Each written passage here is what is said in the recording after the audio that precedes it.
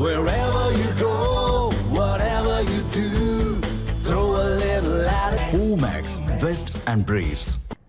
சிவகங்கை மாவட்டம் மானாமதுரை அருகே நேற்று முன்தினம் தெருவில் நின்றவர்களை போதை கும்பல் பட்டாக்கத்தியால் வெட்டிய சம்பவம் அதிர்ச்சியை ஏற்படுத்தியது.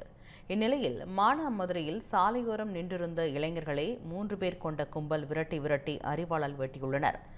இதுகுறித்த கூடுதல் தகவல்களை செய்தியாளர் சுப்பிரமணி வழங்க கேட்கலாம். சுப்பிரமணி, மேற்கண்ட செய்தி குறித்து விரிவான தகவலை பகிருங்கள். வணக்கம் பராசக்தி. மானாமதுரை சியோன் நகர் பகுதியை சேர்ந்தவர்கள் ஜெயமண்டி, அழகர் இவர்கள் இருவரும் நண்பர்கள் ஆவார்கள். இவர்களில் ஜெயபாண்டி அருகில் உள்ள கோழிக்கடையில் பணிபுரிந்து வருகிறார். அதே போல அழகர் ஒரு ஹோட்டல் ஒன்றில் பணியாளராக பணிபுரிந்து வருகிறார். இவர்கள் நேற்று இரவு வேலையை முடித்துவிட்டு சியோன் நகர் பகுதிக்குள் நுழையும் பொழுது இருவரும் சந்தித்துக் கொண்டு பேசிக் கொண்டிருந்ததாக கூறப்படுகிறது. இந்நிலையில் அங்கு இருசக்கர வாகனத்தில் 3 பேர் கொண்ட மர்ம கும்பல் அவர்களை சராமரியாக விரட்டி வாளால் வெட்டியுள்ளது. இந்த வெட்டு சம்பவத்தில் இருவருமே படுகாயம் அடைந்து சிவகங்கை அரசு மருத்துவக் கல்லூரி மருத்துவமனைக்கு சிகிச்சைக்காக அனுமதிக்கப்பட்டுள்ளனர். இந்த சம்பவம் பெரும் அப்பகுதியில் பெரும் அதிர்ச்சியை ஏற்படுத்தியுள்ளது.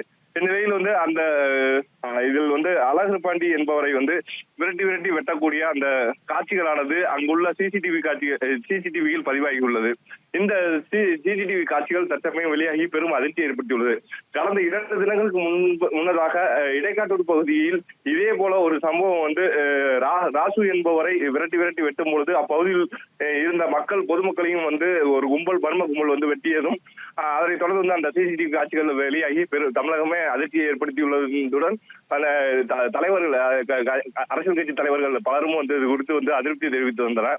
இந்நிலையில் மீண்டும் 2வது ஒரு சம்பவமாக மானாமதுரை பகுதியில் இந்த சம்பவம் அரங்கேறி இருப்பது பெரும் அதிர்ச்சியை ஏற்படுத்தியுள்ளது. பராசக்தி, தகவலுக்கு நன்றி சுப்பிரமணி.